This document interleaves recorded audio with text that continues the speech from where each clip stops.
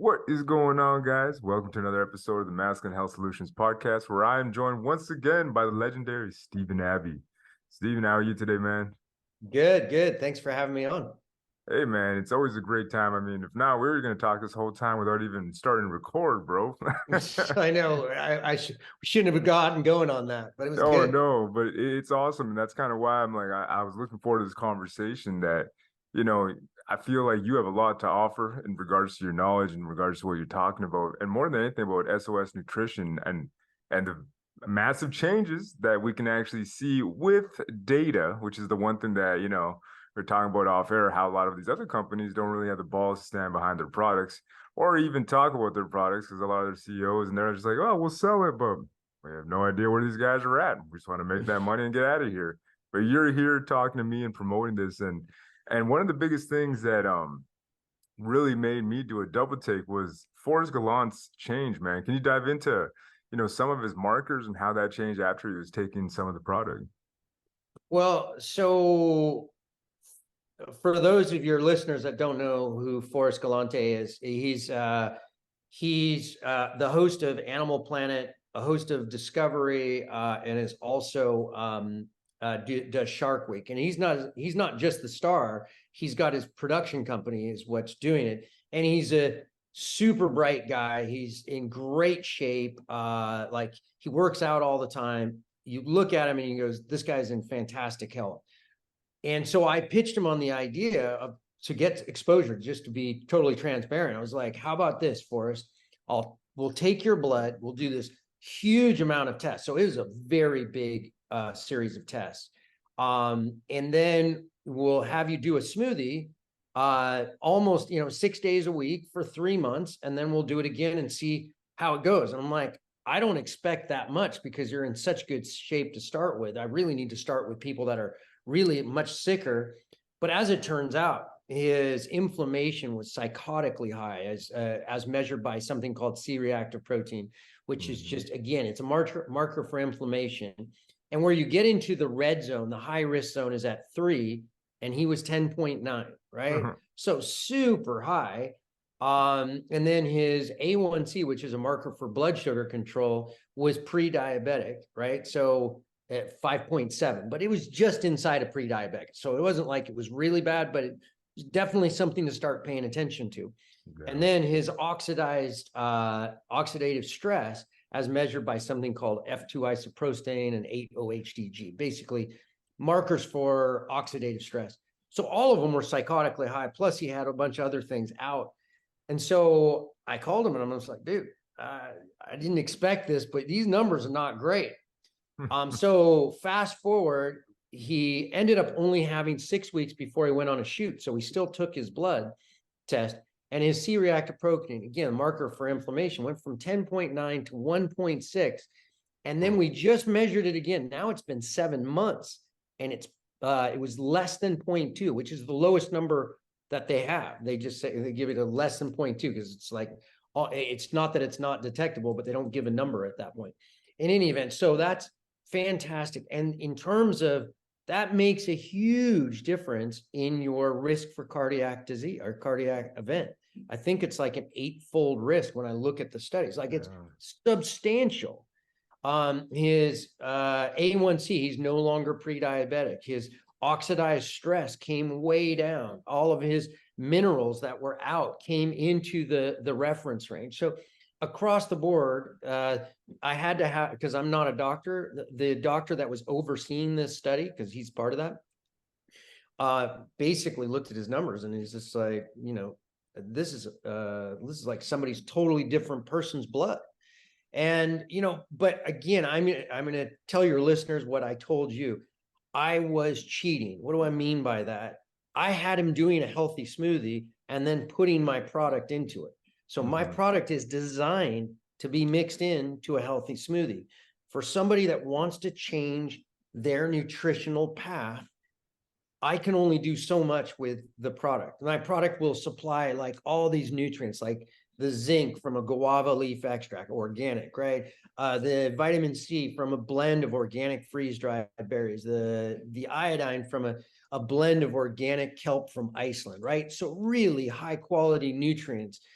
mushrooms, which aren't normally in smoothies, and then prebiotics, et cetera, et cetera. All these things aren't normally in a smoothie. So you take already a very healthy smoothie and you make it literally life-changing. So I'm going to be doing I'm going to constantly be doing studies on this. And I have one, as I mentioned before, that I'm going to be doing with another doctor, Dr. Michael Clapper, who's well known and has a big reach. And so I'm wanting to really bring that out in a bigger way the next time with a whole series of people.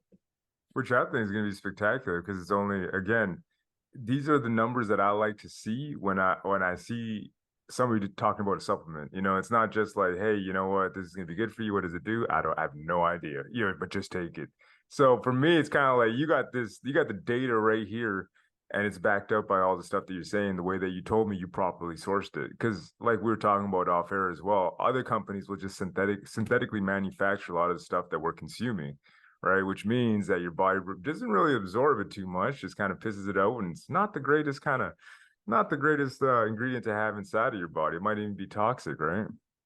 Oh yeah, you know, the reason why I did this, and it's not that other companies don't know about this, maybe some don't, but the truth is it's just way more expensive. I mean, Yeah.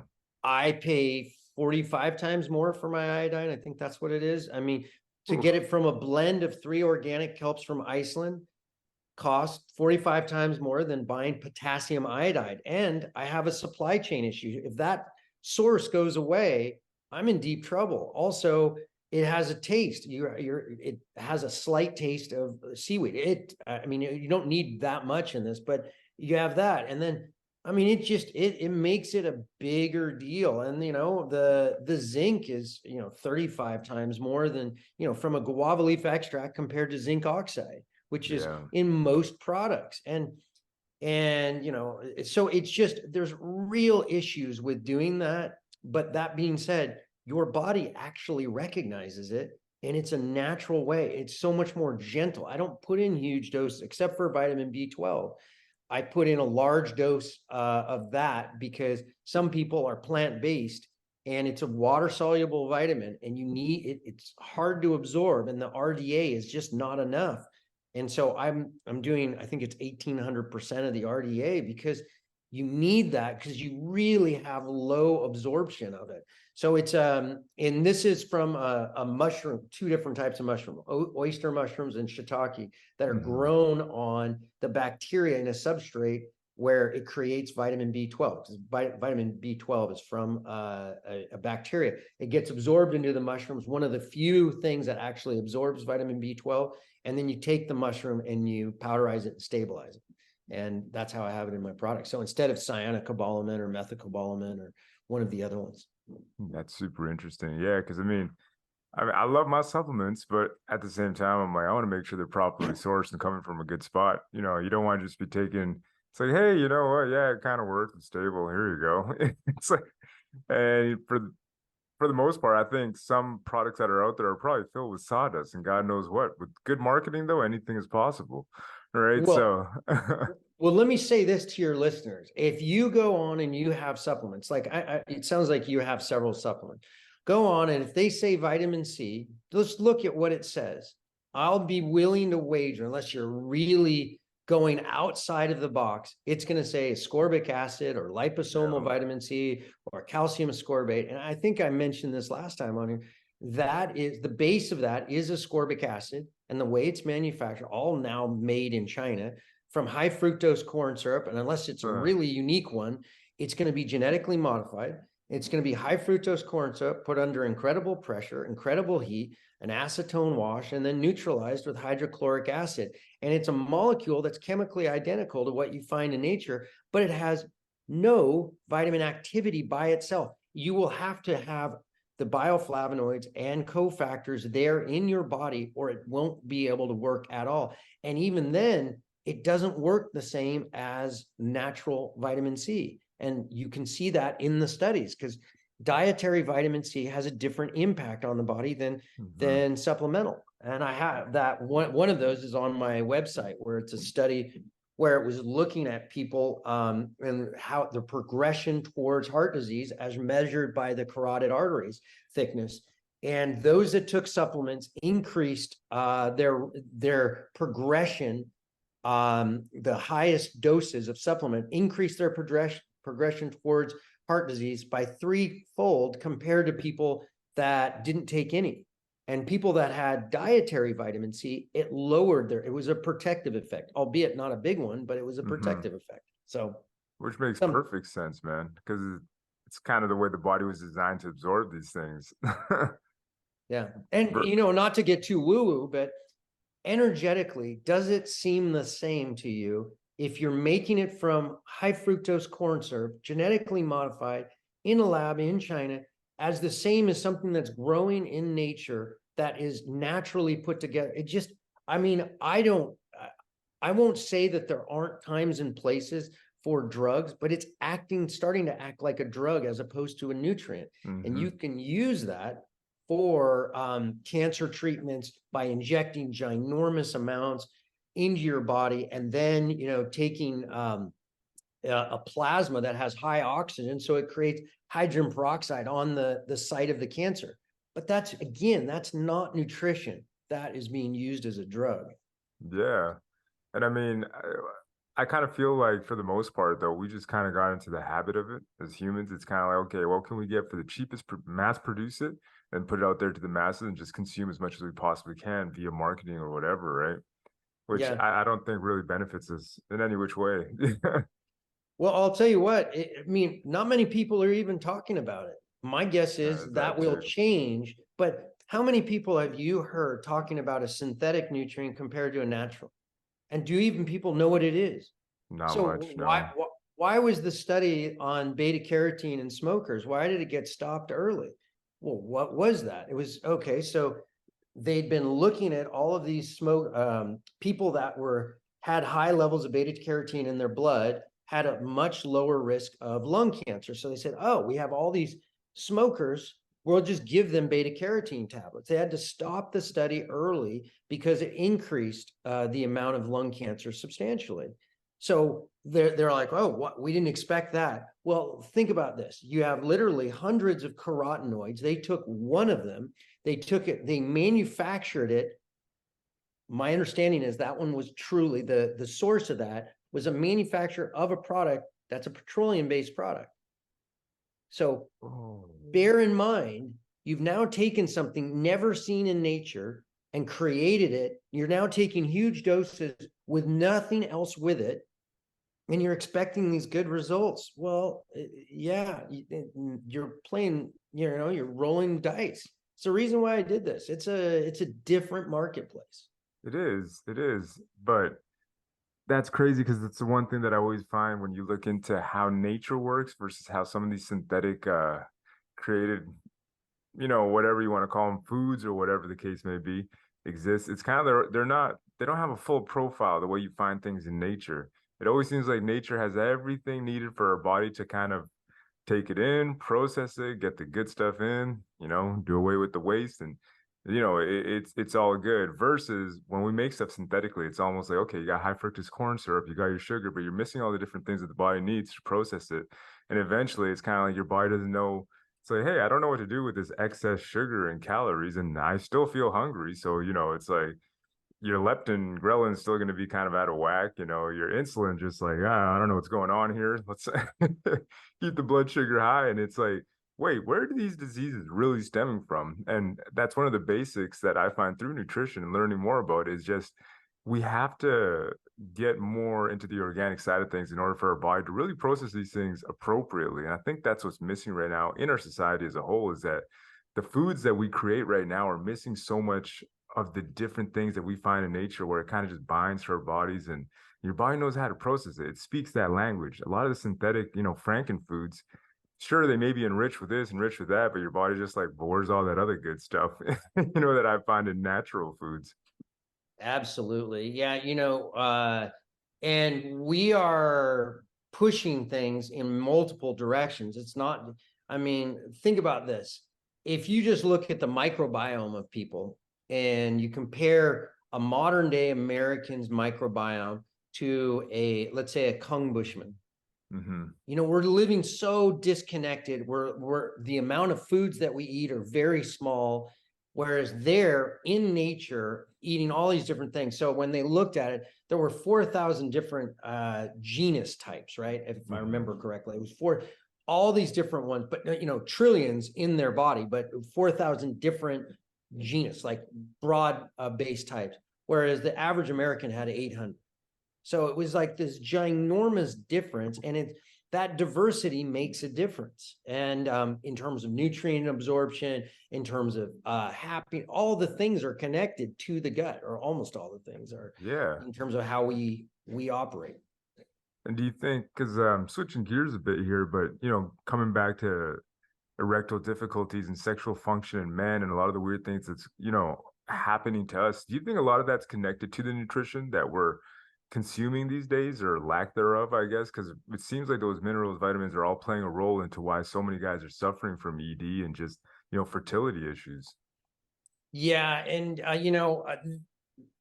so absolutely. And you have all these people. So when I look at ED, it's a very complex subject. There can be psychological things going on in terms of performance anxiety. There can be a disconnect with their partner, or something going on there, or there can be multiple things. But underneath all that, to a great degree, it is going to be physiologically function. So you need to have desire. You need to have that chemistry, right? You need to have cardiovascular health, right? If somebody has cardiovascular disease, they're likely, the canary in the mine is usually ED. And that happens first before the other one. So if somebody actually has cardiac disease, they usually have been struggling with erectile function for a long time. You need to have hormonal health. And I'll talk to you about that in just a second. And then there's a specific thing that you need to have, and that's nitric oxide. That, and there are ways to get that and increase that, right? So, but let's talk about hormones.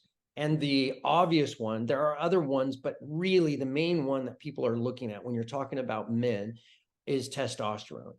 And there is several things that directly impact from a nutrient level, your level of testosterone. However, there's one key winner. You don't even want to go to the other ones, in my opinion, until you deal with the one, and that is zinc.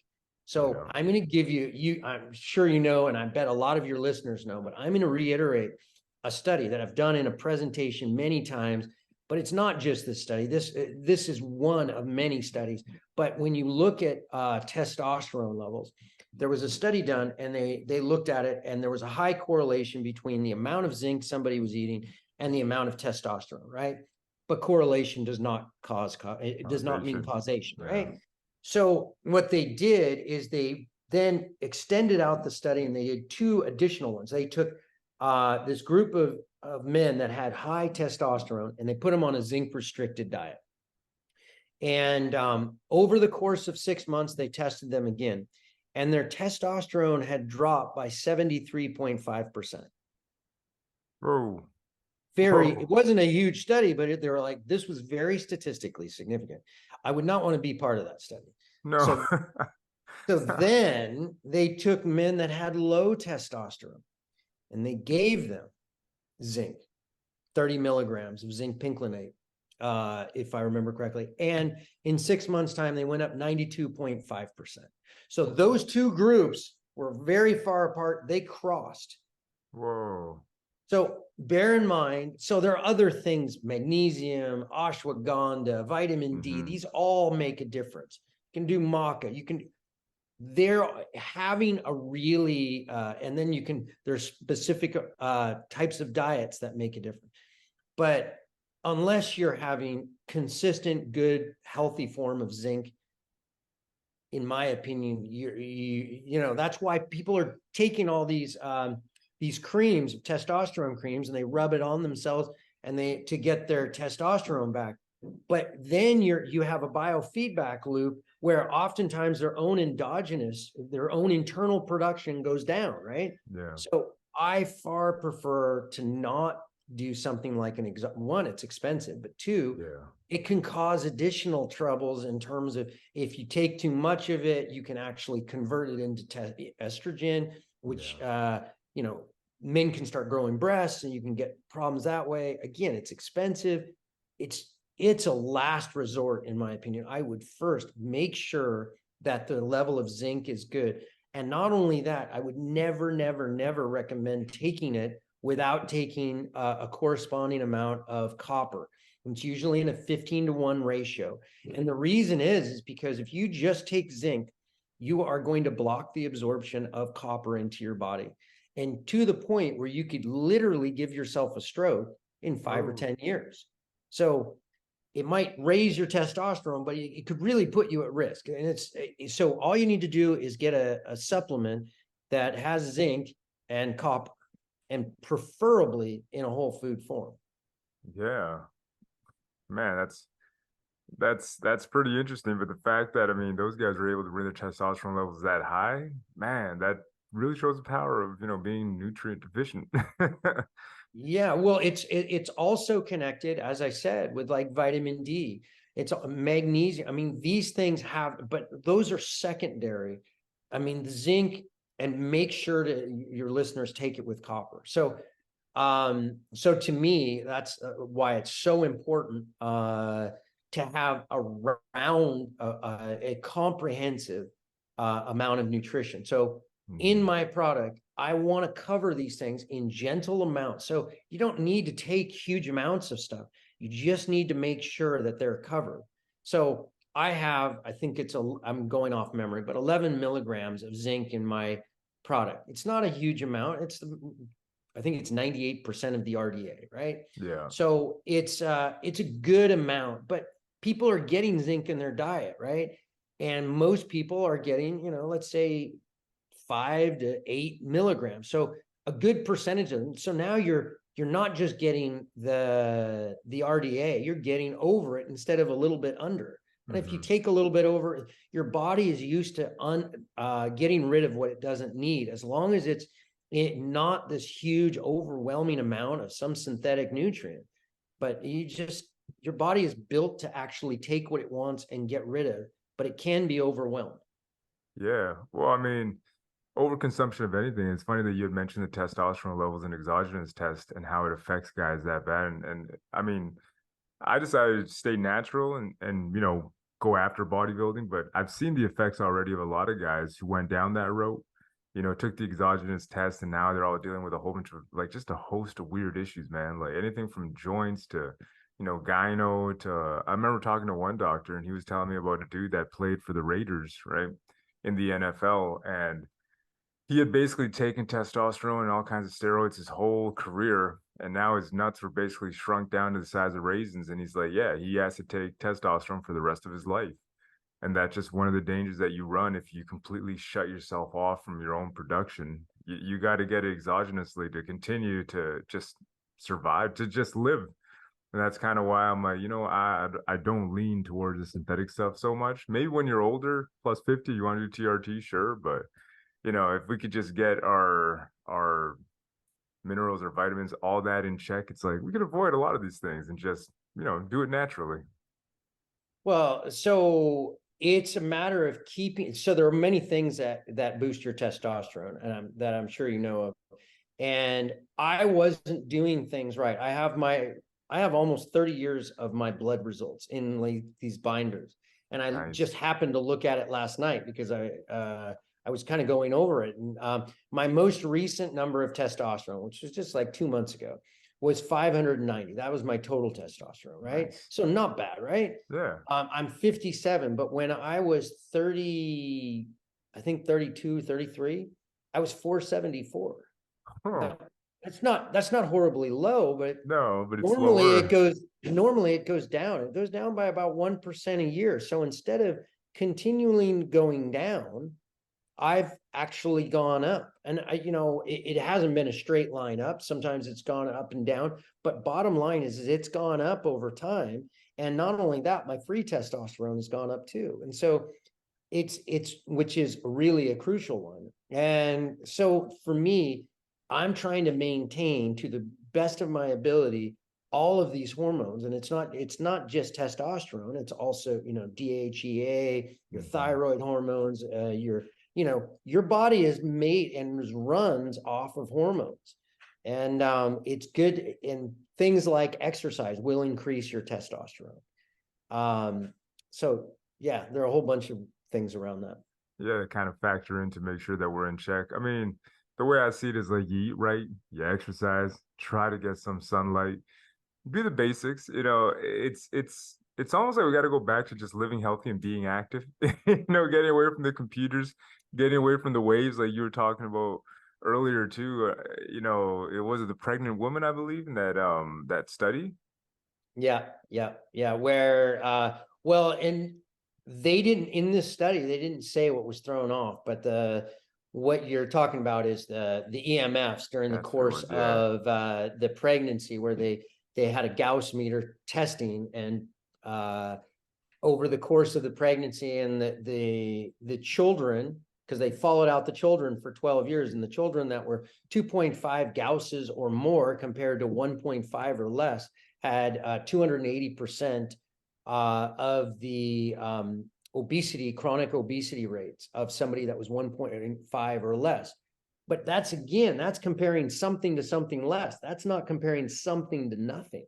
What Yeah. would it have been if there was nothing? And by the way, now we have 5G coming out. I mean, I'm here in Santa Barbara, and it's coming out everywhere. So we're just getting flooded with this stuff. How is that going to impact? Is anybody even talking about this? Or is anybody even aware of the effects long term? Because I mean, how long has 5G been out now? Like I know around here it's probably been a couple of years, but I guess we don't really know what it's going to look like 10 years from now, 15 years from now. Like, what is it doing to our endocrine systems? All that stuff is kind of up in the air for now. And I think that it's kind of scary because all this stuff exists all around us. We're not talking about it, we don't see it, and we just continue to absorb it and just let it pass right through us every day as if it were normal. It's like, yeah, I'm getting blasted with this stuff all day. I'm basically living in a microwave. And I kind of feel a little bit off. This depression, this anxiety, a lot of these new age diseases, I think, kind of stem from a combination of this society that we live in, right? And there's so many environmental factors that I think are just kind of, we don't fully comprehend them, but we feel as though we need them in our lives. Like cell phone in the back pocket, it's not doing the best for fertility either. No. And, I recently went to the Sierras on a camping trip, and I just got out of my bubble here. And the first day we got up there, my girlfriend and I got there, I ended up having 3 naps. Wow. I had no EMFs around me at all, right? So I'm in the middle of nowhere, and all of a sudden, I had breakfast, and then got up, and I went and laid down and took a nice nap. It was awesome. Then we got up, we went for a little hike and came back. I went and took another siesta.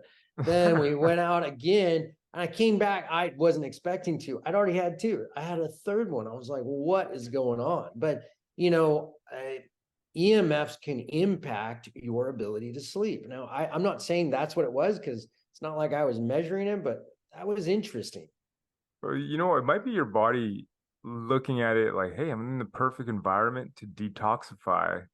And, it's I'm gonna get a deep rest that I could never really get. So maybe your body just wanted to be in that moment for a while and just say, hey, this environment's perfect for me. I'm just going to lie down and take a break.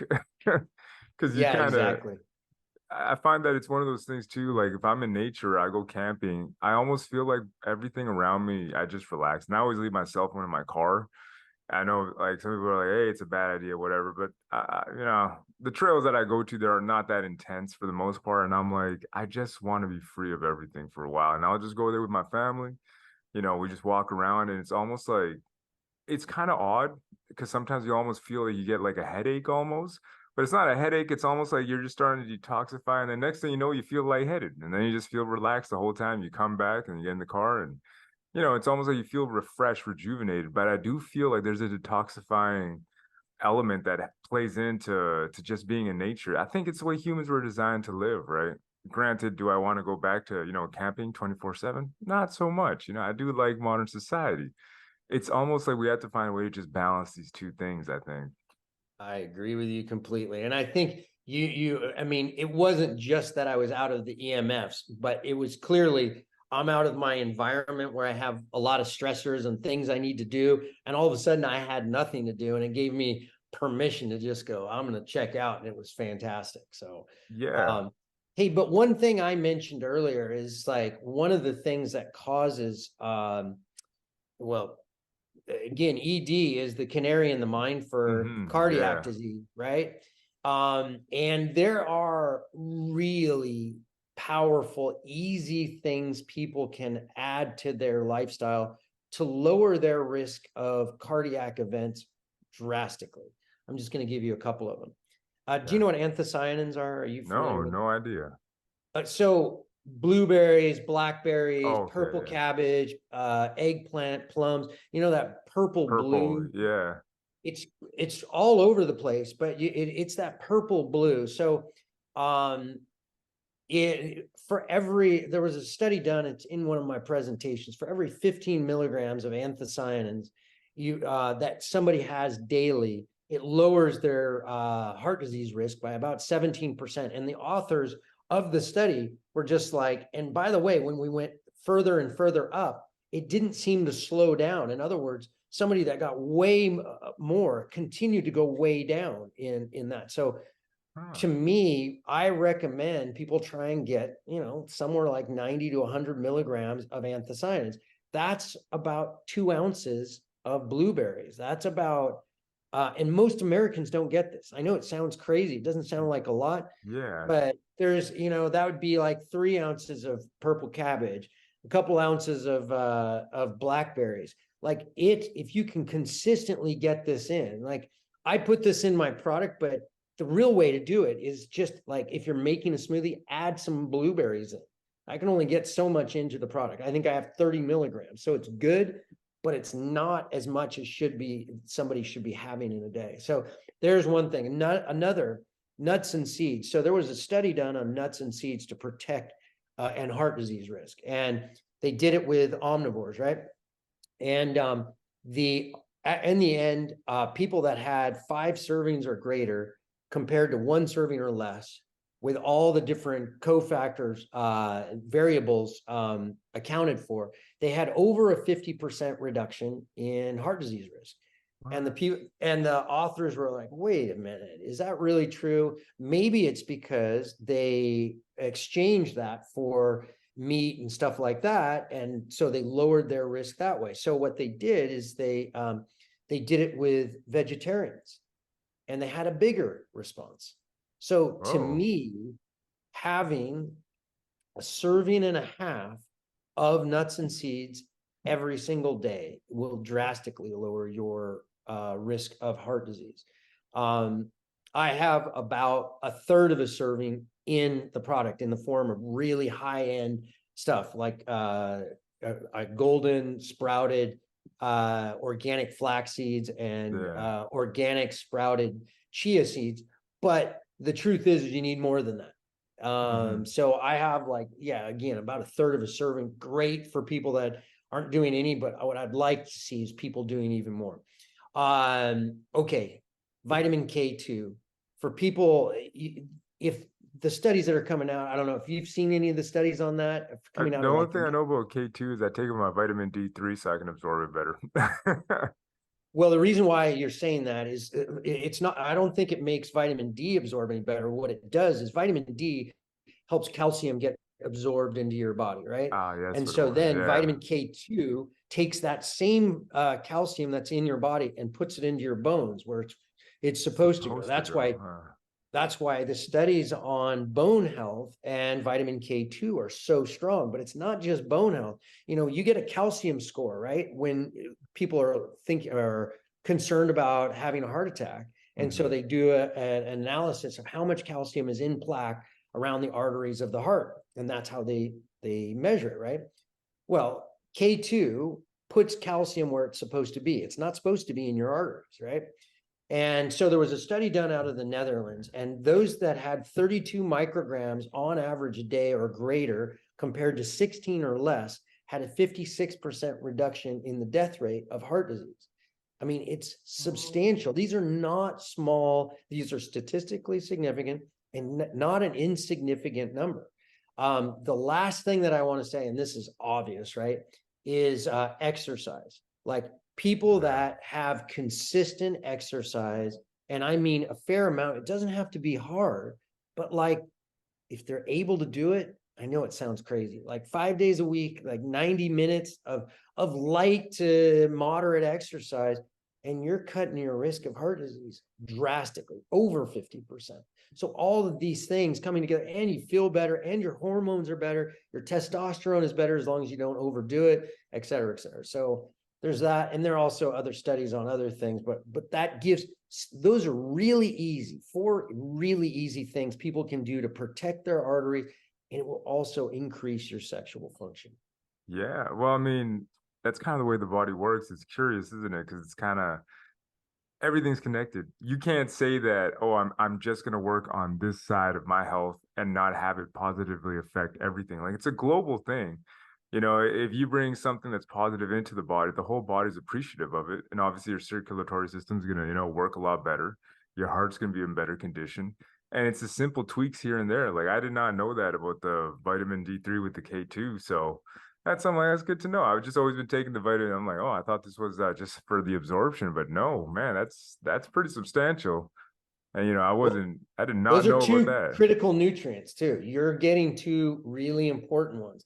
Then it's a matter of the source. Are they synthetic or are they natural? And then it's a matter of the amount and how much, like for you, you're a young, healthy guy, right? Yeah. But it would be like you do things right and you're going to dodge so many of the issues that most Americans are just running into. I mean, I can tell you're really healthy and you're a young guy and you're obviously interested in this. And so many people are just getting churned up because they don't know what they're doing. They don't know how to Mhm. eat or what to take or whatever. And it's a real bummer because there are real things that people can do. And vitamin K2 and vitamin D3 are critical nutrients that almost all Americans are deficient in. It's just nuts. It's almost like stuff that we used to take for granted too, which is another, I was learning about how our soil used to be a lot more fertile, a couple of years back. And now with industrial farming, it's like, yeah, there's not a whole lot of minerals or vitamins available in it. The biodiversity is kind of gone, and we're just using that same land to just farm our stuff. And that's where we make so many of our synthetic products that we keep buying over and over and over again. And it almost seems like we have to find a way. We have to enrich. Well, we can't really I guess we could enrich our soil, or we find another way to get these vitamins and minerals into our bodies to make sure that we're well taken care of. And I think ultimately, though, it comes down to self. Like you can't fix everybody. You just got to kind of stay curious and see, hey, what can I do to take care of my body, make sure that I'm functioning properly, and take care of my dick in the process to ensure that I'm working right up until I die. Like that's the way I look at it. Absolutely. And you mentioned nutrient deficiencies of the soils, and that's what's helping to make so many people nutrient deficient is, I don't know if you know about this, the Senate document, I think it's 264. I'm going off memory. Hmm. And it came out in like 1930, whatever, 1936 or something.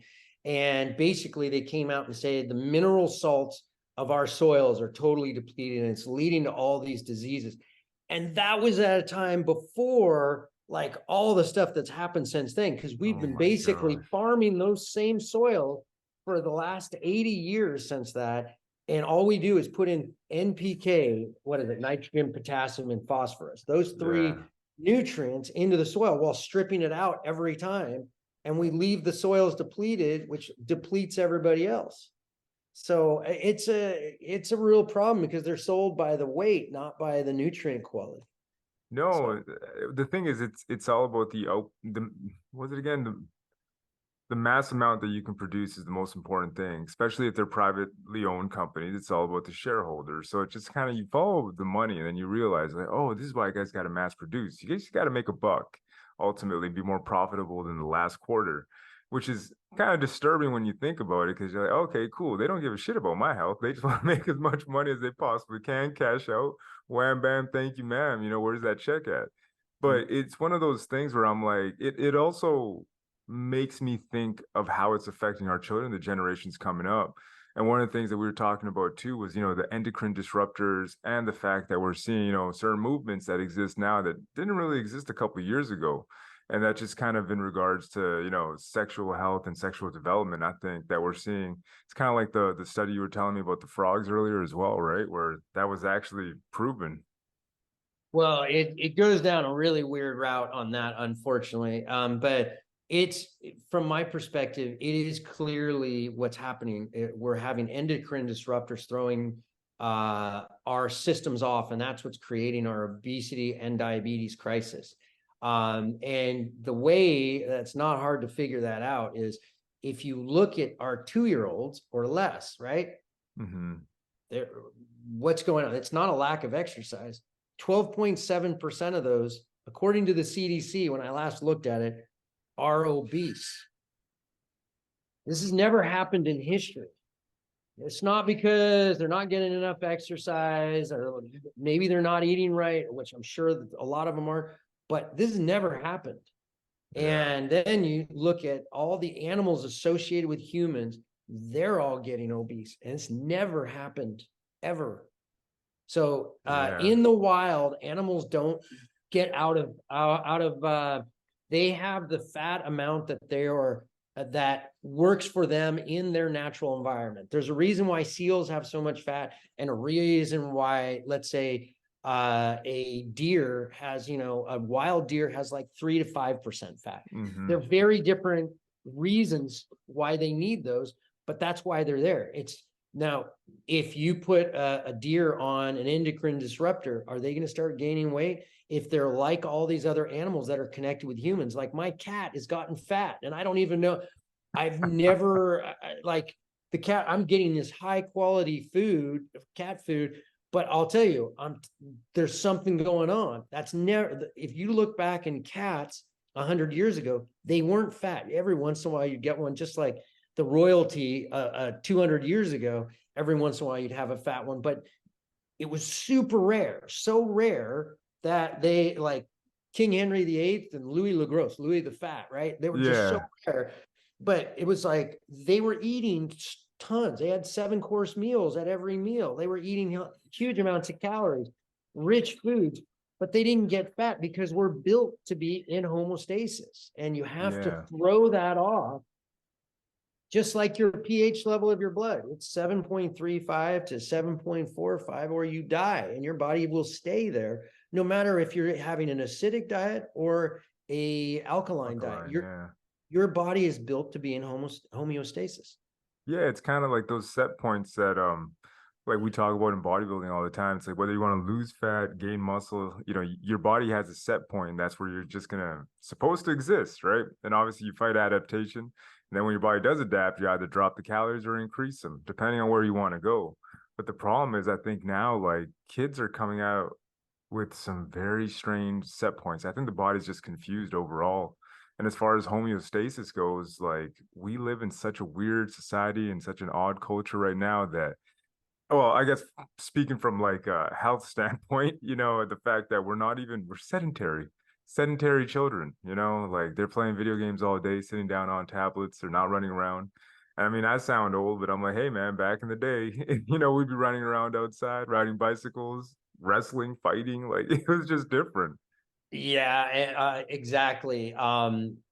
Yeah, it's a very different time, and our kids are growing up with exposure to so many different things, and it's really having an impact in terms of how things are developing. So yeah, it's a bizarre time. Hey, I mentioned one other thing, nitric oxide. Oh yeah. Your body creates nitric oxide, and having nitrates in the form of whole foods, not from bacon or something, that's actually a net negative. But if you Hmm. have it from whole foods, your body will create something called nitric oxide, and it is key in facilitating erections. So, and the foods that have a high amount of that are things like beets, right? Beets have a high amount of it, and any greens, like dark green Spinach, leafy yeah. vegetables are the highest source of it. But beets are just very easy, and if you have beetroot juice, it's super easy, right? So just a consistent amount of beets and greens will keep your nitric oxide high, and that facilitates the relaxing of the vascular muscles, and it's good for your heart muscle as well because it relaxes the arteries, and that's why it alleviates hypertension a little bit. And in the studies done on people, like if they have an 8-ounce glass of beetroot juice, it'll lower over the next several hours their blood pressure by like 8 or 10 points. Like it's substantial, right? Substantial, yeah. Yeah. So in any event, something for your listeners to consider. 100%, man. But yeah, Steven, we're already coming up on the hour, man. So just want to say thank you again for coming on, and definitely going to make sure I got all the links in the description. And any closing words, brother? No, just really glad to be on and love talking about this stuff. No, that's awesome, man. Again, we're gonna have to. I'm gonna follow up again and see what we can discuss next time. Sounds good. Anytime. All right. Until the next episode.